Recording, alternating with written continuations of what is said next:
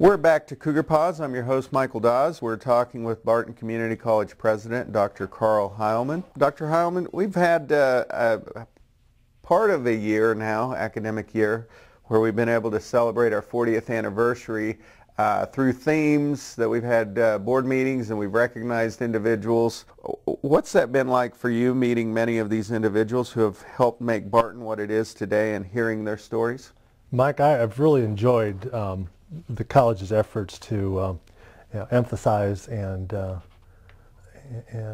extend the 40th anniversary topic to our students, to ourselves, to our public. The college has such a rich history, and to learn, in depth from personal accounts of how the college was established and the challenges and opportunities that have been met over the years, and it has gotten us to this very unique position. Being in the rural landscape, but yet having so many dynamic associations and partnerships established that really allows the college to have a bright future ahead. It just allows you to be more respective of how the college was initiated and what has happened over the years.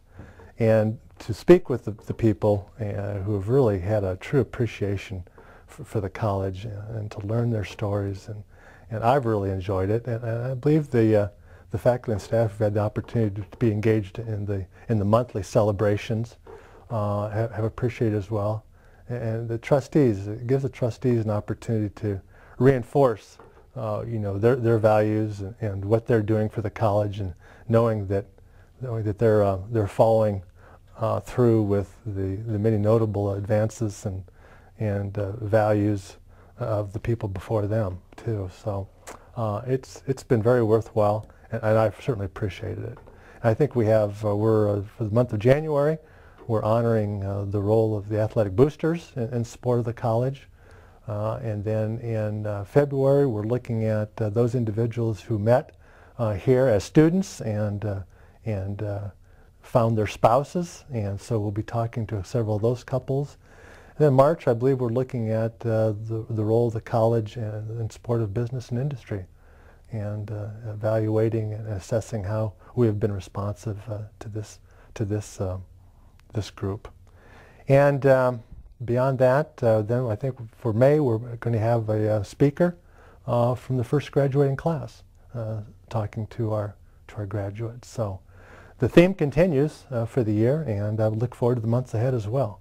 Yeah, in April it will be an interesting one because we'll have the board meeting on tax day. And we'll actually have some individuals here. I'm here to tell that Paul Conrad, who's known as the father of Barton, will actually attend.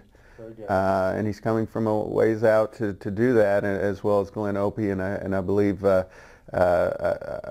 talked to Brock McPherson. He was one of those JCs that originated and got the ideas moving to form a college here. So that'll be an interesting month as well. I'm really looking forward to hearing Paul Conrad's comments and his recollections. It'll just add more icing to the cake as far as I'm concerned. And I might mention to listeners too, if you want to look at and view the video that Barton has put together for the 40th anniversary, it's on our website at bartoncc.edu. We've also got some things though going on that you're not sure where they're going at this moment. We've heard a lot of talk about the future funding of Kansas community colleges related to Kansas Post-Secondary Technical Education Authority, essentially absorbing 26 colleges into technical and vocational education, and the state monies that are used to fund those programs. You don't have a crystal ball, but where are we currently with TEA and the Kansas Board of Regents as far as progress in that end? The Kansas Technical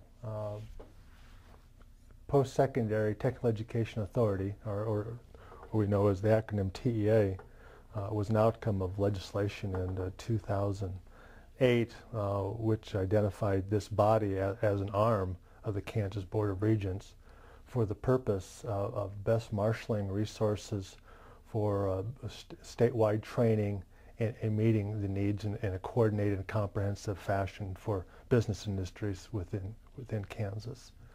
Now, there's many angles as to the viability of the TEA board, whether it's needed, how best it should apply its focus, and regardless, it is in place, and the college is supporting the efforts of the Technical Education Authority.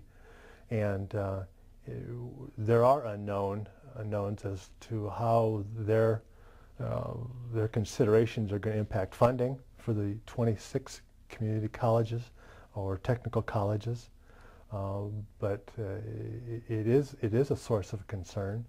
Do we have too many colleges? I don't know. Can the colleges be sufficiently supported to provide training in a comprehensive fashion? Well, I don't know, but can we be more comprehensive? Well, certainly we can be more comprehensive, and we can always be better.